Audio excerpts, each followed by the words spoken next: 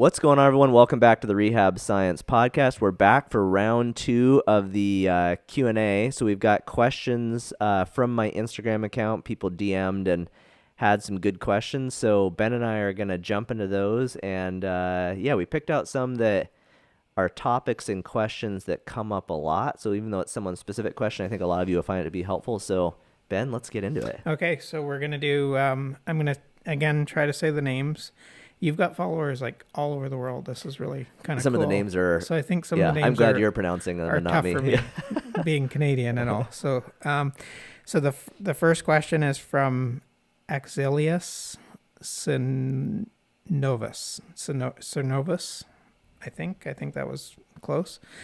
So she or he would like to know the best way to fix clicking shoulder due to instability. What is clicking shoulder, first of all? Yeah, this is clicking shoulder. So I think right off the bat, our musculoskeletal system often makes noise. And this comes up a lot. I cover this in lots of different posts. And so like my knees pop all the time. Sometimes people will get clicking and popping in their shoulders. Sometimes people get snapping. There's actually a thing called snapping hip syndrome. Okay. There are different reasons for some of these noises. Some are like the joints kind of changing pressure. They call it a joint cavitation. Like if you pop your fingers, that's a joint cavitation. Okay. Or maybe you go to a chiropractor or physical therapist and they pop your back. That's a joint cavitation. Okay. So, and that can happen just when you move too. Like your joints can just pop. And it's not a big deal. Not a big deal. No, that's just like it's one of the most noises are not associated with pathology. And there's actually some research saying that noises actually are an indication of a well lubricated, healthy joint. Okay. So, but people worry about them, especially if they're loud enough that in social situations, someone else, because when people hear someone's body make noise, the common reaction is like, ooh, like, are you okay?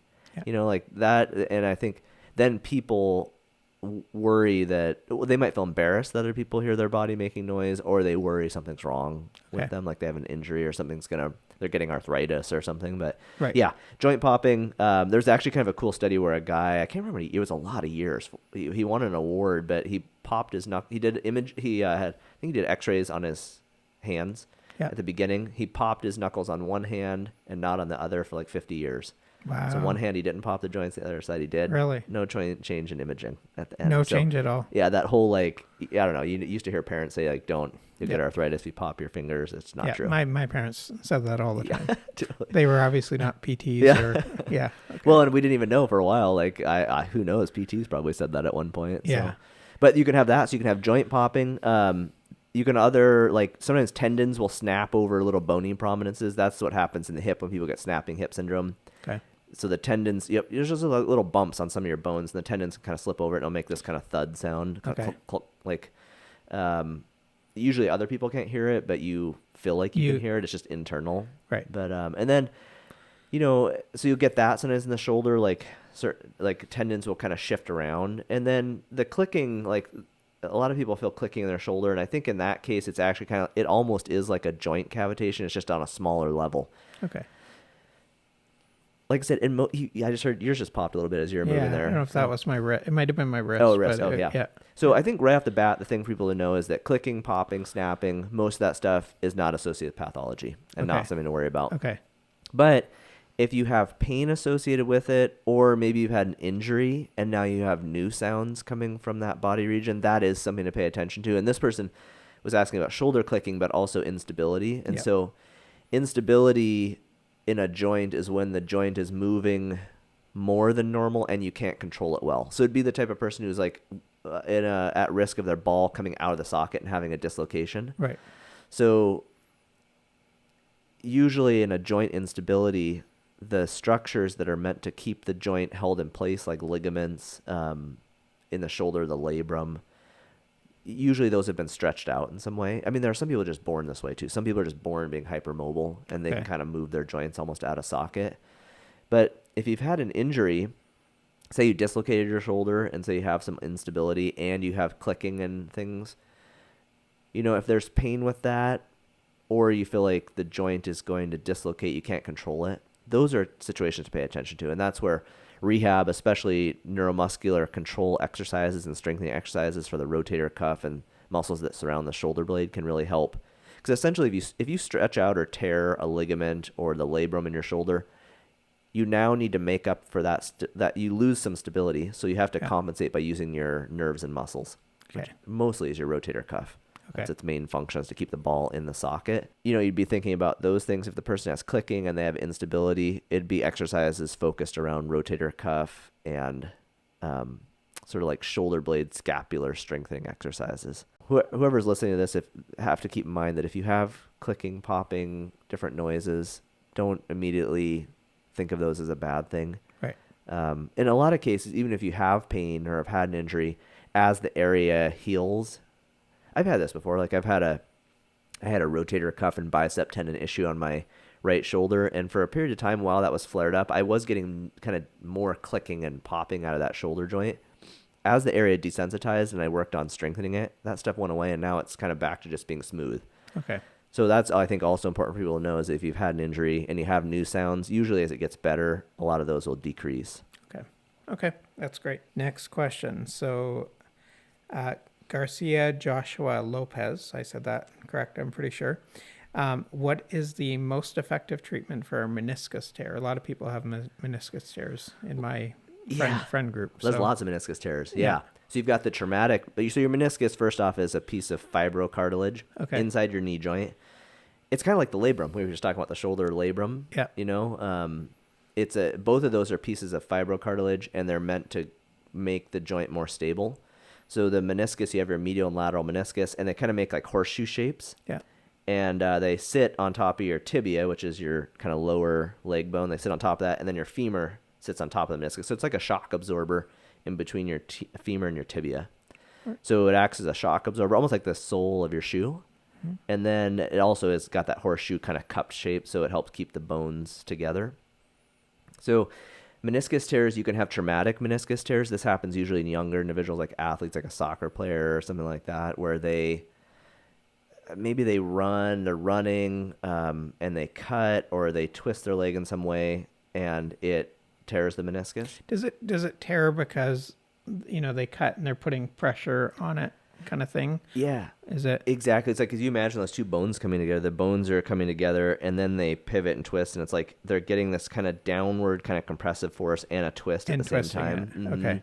And in the really bad ones, people will have an ACL tear. They'll have like a medial meniscus tear. Yeah. They'll have these things, sometimes even an MCL, the other ligament. They'll have these things that group together. It could be like a skiing accident. Yeah, exactly. Yep. They call it the terrible triad, where you get those three together. Oh, okay.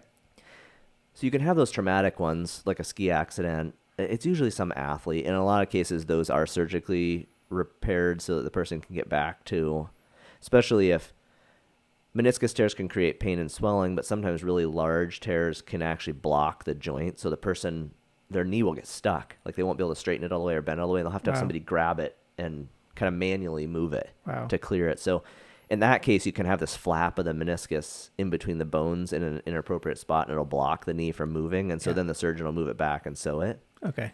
That's traumatic meniscus tears. You also have degenerative meniscus tears, which are probably the ones that you and I are running into with most people, where they didn't have a specific trauma, but if they have an MRI, you can see a meniscus tear, and their knee swells sometimes when they use it too much. Yeah. But it's not like, and they might have pain, but they're not getting that thing like the athlete where they're getting stuck or they can't bend or straighten. So they're kind of, in either case, traumatic or degenerative meniscus tears, they kind of follow the same general pattern in terms of rehab. Usually in the beginning, you're helping people with mobility. We were talking about that on the past episode. This is an example where it's an injury inside a joint. And so in the beginning, we'll have people just work on, like, it's called a heel slide. So you're just making sure they straighten their knee all the way, and then they can bend it close to, they can get back their full knee bend, their flexion range of motion, which is around 135 to 145 degrees. So it's like almost getting your heel to your butt. Okay. I mean, it varies a little bit for people, but you work on kind of getting their mobility back first, and then slowly strengthening the muscles that surround their knee. You'd also work on other muscles like their calf and their glutes and things, but a lot of times in the beginning, knee injuries, a lot of times you'll see that the quad muscles on the top of the thigh, people will have a hard time turning them on. Okay. And it's there's this concept called arthrogenic inhibition, which just basically means your muscles are inhibited because of a joint injury. Okay. Arthrogenic means generated. Its genesis is from the joint. Okay. And that happens a lot in the knee joint when people have had a really severe knee injury or like knee surgery, like an ACL reconstruction or a meniscus surgery. Their quads, they'll have a hard time. They can't flex their quads. Like they can't activate them. And so a lot of the rehab in the beginning is these things called quad sets, where we'll just have people sit with their legs straight and just work on trying to reconnect, get that mind-muscle connection back. There's even these kind of cool biofeedback units where you can put little pads on their muscle and they can hold a thing and it will have this light readout that shows how strong they're able to activate. So you can test them on their good side first and put it over there. And if they get a maximal contraction, it goes up to a green light. And if they're getting really low, it's red, and then it kind of gets to yellow. And it's kind of a cool way of showing in millivolts how much activity they're getting out of the muscle. And then gradually over time, you go into more strengthening exercises, where you're strengthening their quads, hamstring, calf, glutes, things like squats and ball curls and calf raises. And I think, so much of rehab is actually a lot of the same exercises, but it's just knowing when to give them to people and what amount. But I so often the basic exercises get most people better. So I feel like I'm always talking about a lot of these same exercises, bridges and squats and calf raises and hamstring curls and, the exercises for gluteus medius, like hip abductions. But that's kind of the general, a real quick kind of meniscus rehab in a nutshell. So you don't always need surgery. No. Actually, that's being recommended less and less. They really, there's a lot of pushback on meniscus surgery, particularly because your meniscus is a shock absorber and helps protect your joint. And a lot of times the surgery is called a meniscectomy, and they're just going to cut out that piece. Right. So you're essentially getting part of your shock absorber cut away, which means that you're more likely to develop osteoarthritis. Right. So you don't want to lose your meniscus. Right. So yeah, if it's just kind of pain and swelling here and there, and you can manage it with exercise and kind of, say you're a tennis player, you just play a little bit less tennis that week, let it calm down, go back to your strengthening mobility work. You want to try and keep your meniscus and not rush into surgery. Okay, perfect. Okay. Next question from Velmontaja Free Sport. Gluteus medius? Gluteus medius, yep. Okay. Gluteus medius exercises. He wants some ideas to build up strength in the gluteus medius. This is a good one tying back into the meniscus injury from a second ago, but gluteus medius is one of our hip abductors, which basically means if you were just standing and you were going to activate gluteus medius, it would pull your leg out to the side. So like if you stood and took your weight off your leg, it would allow you to kind of kick it out to the side. Okay. In normal functional tasks, that's not really how it operates because you're having your weight on your leg, So gluteus medius is mostly involved, when you're walking, you have a part of the gait cycle is standing on one leg. So you're on just your right leg for a second. Yeah. It's called single limb stance, and then you shift, and then you're on your left leg for a second. During those single limb stance periods, gluteus medius actually works to keep your femur straight and to keep your pelvis level. Right. So there's so many situations where adding in strengthening exercises for your hip abductors, which is gluteus medius and gluteus minimus, strengthening those can be so helpful for back issues, hip issues, and knee issues. Okay. And some of the best exercises, I've done YouTube videos for this, and I can actually put the link for this video down in the show notes if people want to go watch some of the best videos. This has been studied in a number of different studies, but one that we'll use a lot in physical therapy in the beginning is just called side-lying hip abduction. So if you were going to try and strengthen your gluteus medius on your right leg, you'd lay on your left side and just be kind of lifting it up and back to the corner. So you're going out with the leg? Out away from your body. Yep. And you'll get like a real burn and fatigue kind of in the outside and back of your hip where that muscle is located. There can be ones like that. Sometimes we'll give people a similar exercise to that just in standing, like a band around their knees or their ankles. And they have to move out to the side into abduction. Other good ones are like single leg bridges, the double leg bridge exercise where you lie on your back, lift your butt. Doing that single leg is a great one. Single leg squats are great exercises for gluteus medius. Another one that's really cool is called a pelvic dip, where this one's hard to explain without seeing a video of it, but you basically stand up on a stair or a step. Yeah. Just one leg is on the step, the other leg's hanging off, and you are working the leg that you're standing on, but essentially you let your pelvis drop on the opposite side and then you bring it back up by only using your glute muscles. Okay. So it's a little bit of a tricky one because it takes a little bit to kind of coordinate it. Sometimes in the beginning, people want to try and use their like low back muscles to move their pelvis up and down, but you're kind of teaching your glutes to control the pelvis. And that one's a little more functional because your weight's on your leg. It's basically what gluteus medius is doing when you're actually walking. Okay. So maybe I can put videos on this video. Oh, yeah. You won't hear it on the podcast. Yeah. But for people watching, they could see it. Yeah. Yeah, that'd be cool. Yeah.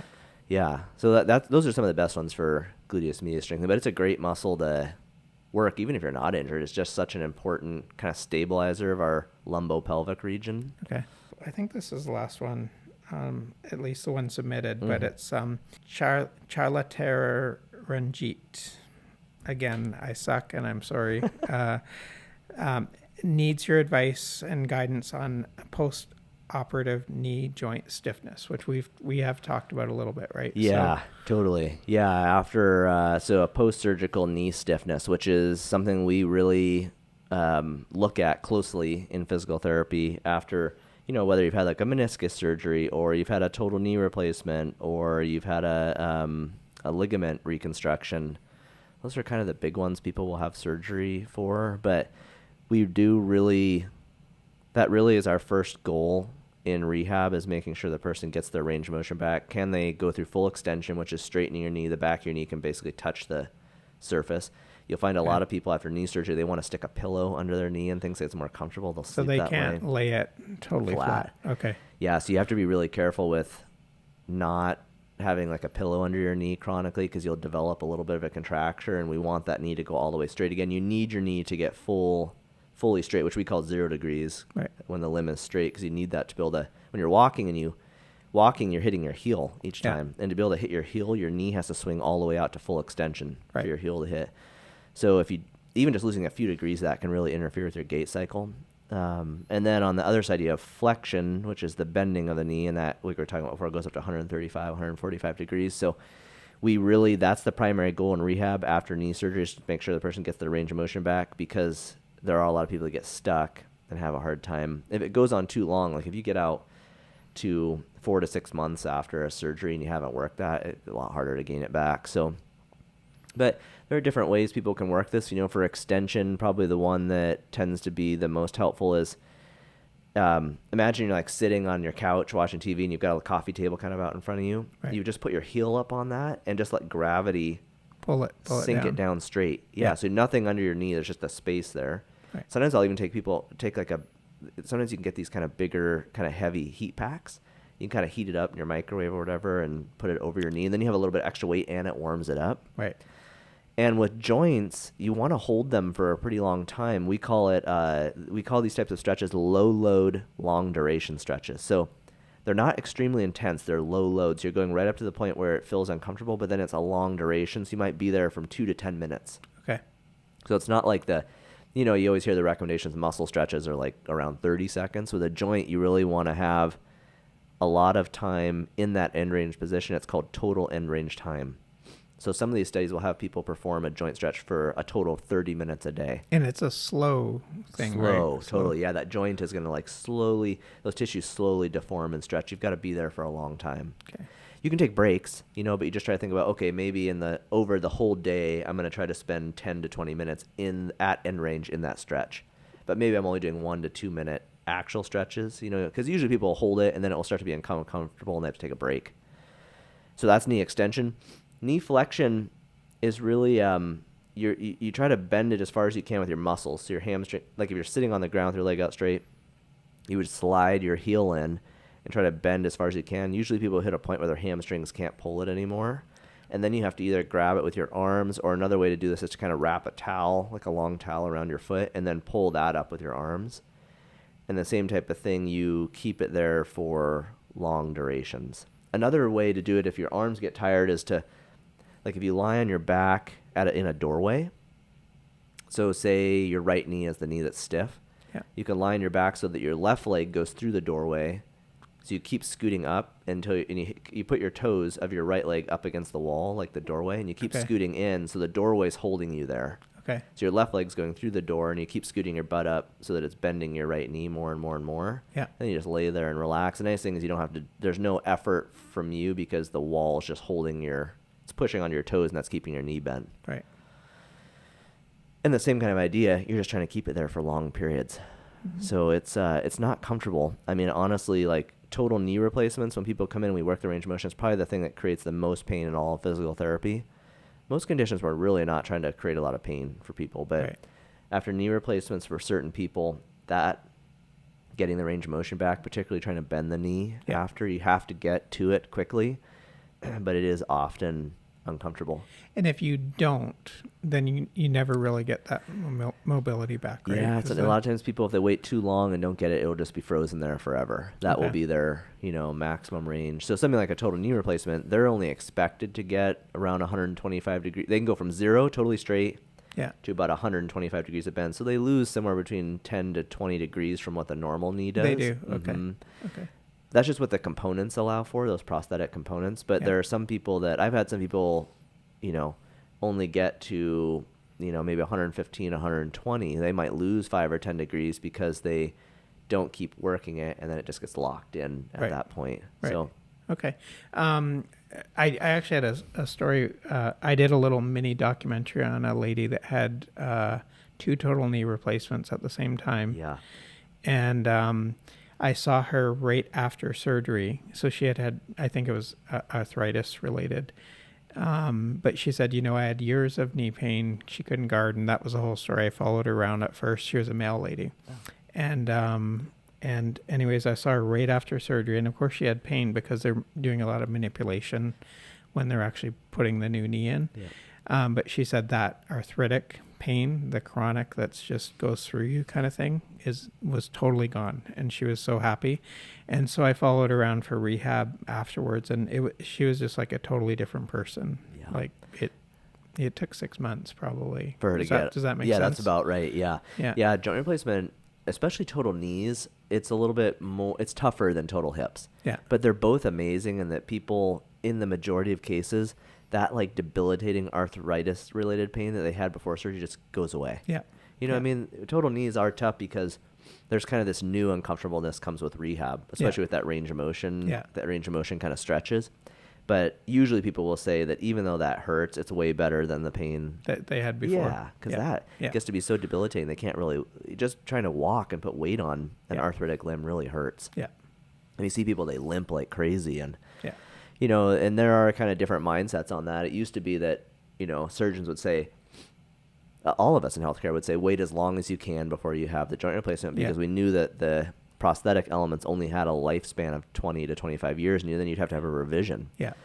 But now the thinking's kind of changed where it's like, if it's starting to interfere with your life in a negative way and you're not able to do things, have the surgery. Because if you wait forever and you stop doing things, you end up losing, you just all kinds of other... you atrophy, you become deconditioned. So I think it's way better to have it earlier on, and people can do a lot. People are always asking me, like, if I have a joint replacement, can I run and squat? Yeah, you can do all those things. Surgeons will usually say that the elements might wear out faster. Like if you're going back to the gym and squatting really heavy weight, yeah, you probably can go back and do that. You might wear the elements out faster. You need a revision sooner. Right. But if those are the things you love to do, then pretty cool though. You can go back to like running and weightlifting. And amazing. Really a lot of like competitive athletes, usually these are people who are older, but sometimes you see it in younger people. And yeah, I mean, I have a buddy who had a condition where he had to have hip replacements when he was 18, something like that. Wow. 18 or 20. Did he really? Some kind of, I'm trying to remember what he had. So I think it was like an autoimmune condition, maybe. Where his body was attacking. Exactly. Yeah. So, but he does all kinds of stuff. You'd never know he had a hip replacement. So that's it for the questions that we have right now. I think some more were coming in as we were preparing for the show, but we'll get to those in another episode. Totally. I think they were great questions, and I learned a lot, of course. So we want people to keep doing this, right? No, I think it's great. I think it'll be really helpful because, there were so many questions in there that are going to be relevant to lots of people. And I think the great thing about a podcast, like we talked about before, is you can really get into the weeds, get into the nuance a little bit more of these topics. Yeah. I can't, on social media, I can't cover all this. So it's what I talk to a patient about. And that's what's great about this. So. Yeah. And so I'm going to ask one more question and it's a little bit for me, but I think a lot of people have this. We have a lot of friends that, just started playing pickleball or just started, playing tennis and stuff like that after years of kind of doing nothing. Yeah. because we have kids and we have jobs and all that Life good is stuff. busy. Yeah. Life is busy. So for someone that just wanted to kind of get back into it, get back into exercise, do you have any recommendations for kind of the best things to ease into exercise and not get injured right away so that you can do the harder stuff later? Yeah. Yeah. It's a great question. Yeah. Because so many people, I think, once people get into this, you always hear this weekend warrior kind of term, and I think a lot of that, you see a lot of people who might have been really active in their teens and 20s, and then they get out of college, they get into kind of the workforce, and they just naturally become more sedentary, and then you have a family maybe, and then you got all those, it just, life becomes busier, and usually that means people have less time to exercise, and so their body, maybe they've had a time off from exercise, and along with that is going to come, it is going to have, there's going to be some of this kind of deconditioning I'm always talking about, but basically just your tissues become less flexible, they become weaker, they can't handle as much load. So if you were to go back to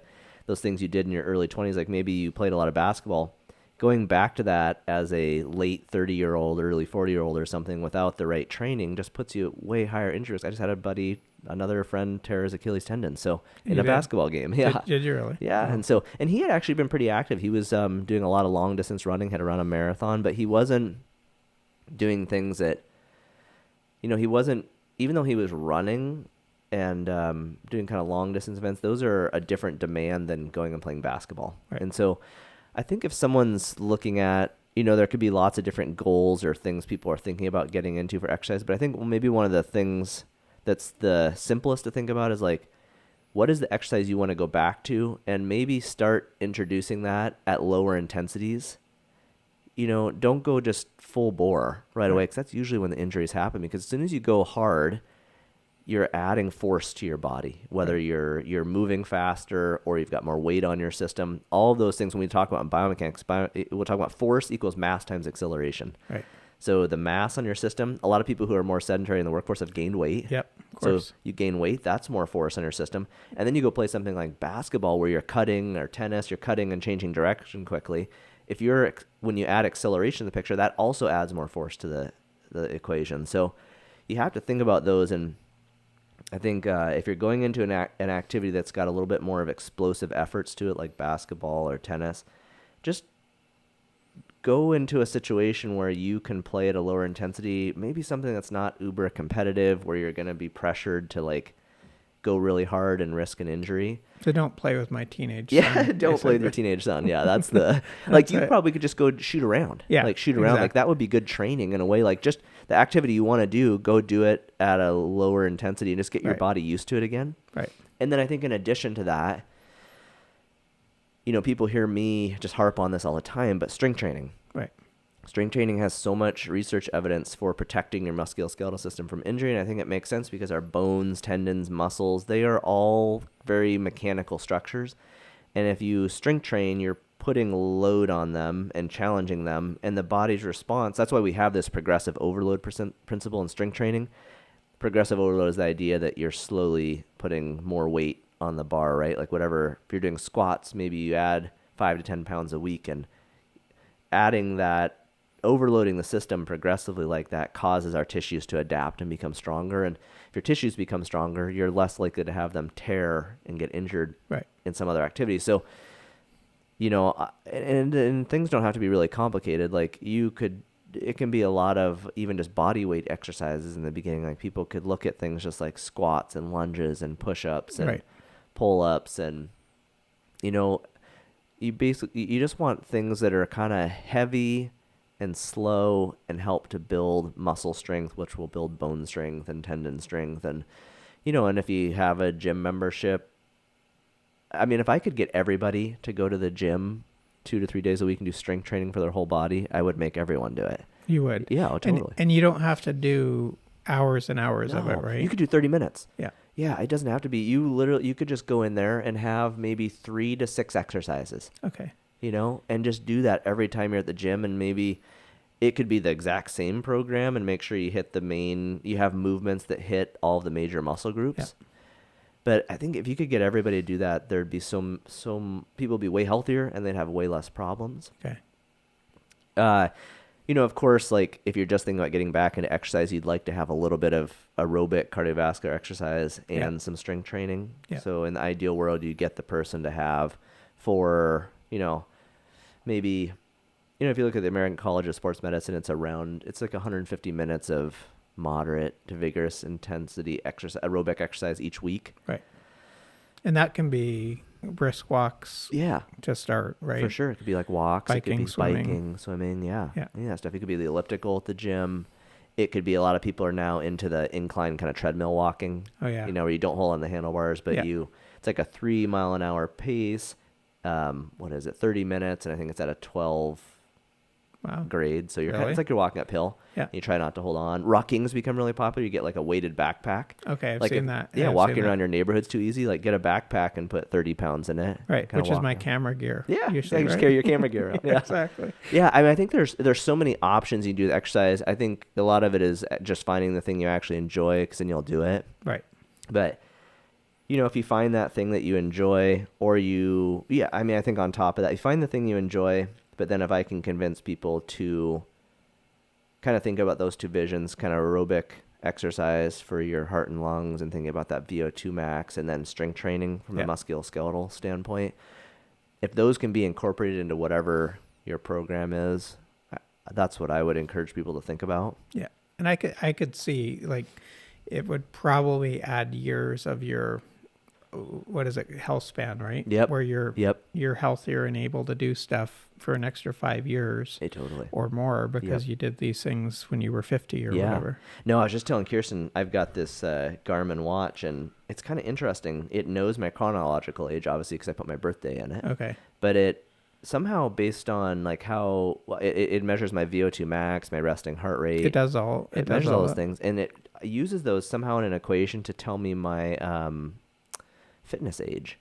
Okay. And so I'm 42, and the other day it just told me my fitness age is 35. Yes. And I was like, booyah. That's winning, right? Who knows how accurate that is, but it's kind of cool. I mean, that is the idea, though. It's probably, I would say, because I know you, it is probably accurate, because you do go to the gym, you do hike, you do these things. Yeah. Your wife makes you do these things. Yeah, totally. Right? Yeah, exactly. Yeah. Yeah, no, I think, and there's a lot of research out there. I was just listening to another podcast looking at the ability to reduce aging in the heart with cardiovascular exercise. Right. And so there's so much power in exercise, and I think you really want to have a blend of aerobic exercise and strength training. If you can get those two together, a lot of people are pretty good at the aerobic exercise, because those are the activities that people actually enjoy, like playing tennis or playing basketball. Yeah. A lot of people don't like going to the gym and doing strength training. So if you do like that, that's awesome. Yeah. But if you don't, then maybe it's just buying a few dumbbells and having your house and having kind of a program of 5 or 6 exercises that you do 2 or 3 times a week, just to keep your strength, keep that strength up. You just need to make the time for it. Mm-hmm. Like that's something that I haven't done. Yeah. But I know that I just need to carve out the time. Mm-hmm. And sometimes it's easy to get stuff done early in the morning. Yeah. Just knock it out. Yep. And then you feel better anyway. For sure. So you get more done in the day. Yeah, that's definitely for me. I, some people aren't, you could be a night person, not as much of a morning person, but I agree with you. I like to exercise first thing in the morning, because it does feel like you get this little surge of like, I accomplished that already. Thing. Yeah, you already by 8 accomplished o'clock, that. you've Totally. already accomplished something. For me, it feels really good. It kind of motivates me, even if, I have a tendency to kind of have my mood's not as stable as Kirsten's. Like I'll have kind of ups and downs, and on days where I'm down, it really will help boost my mood. And there's a lot of research out there on that too, on exercise and boosting mood. And I'll go to the gym and just not want to really be there, just feel kind of not into what I'm working on that day. Yeah. And I a lot of times will run on the treadmill, and then I'll lift weights. And that, like the running especially, it will just pull me out of that funk.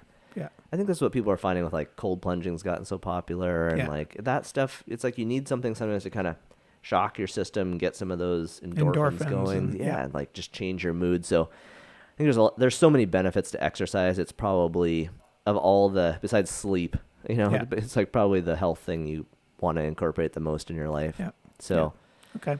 So it's a little bit of a tricky question to answer, because depending on the person's goals, there's so many directions you go with it. But I think from a health and longevity standpoint, it really boils down to incorporating both aerobic exercise and strength training. Yeah. And doing things you like, so that you actually keep exercising. And then if you can do it my thought is if you can do it with someone else too, like even biking and stuff like that.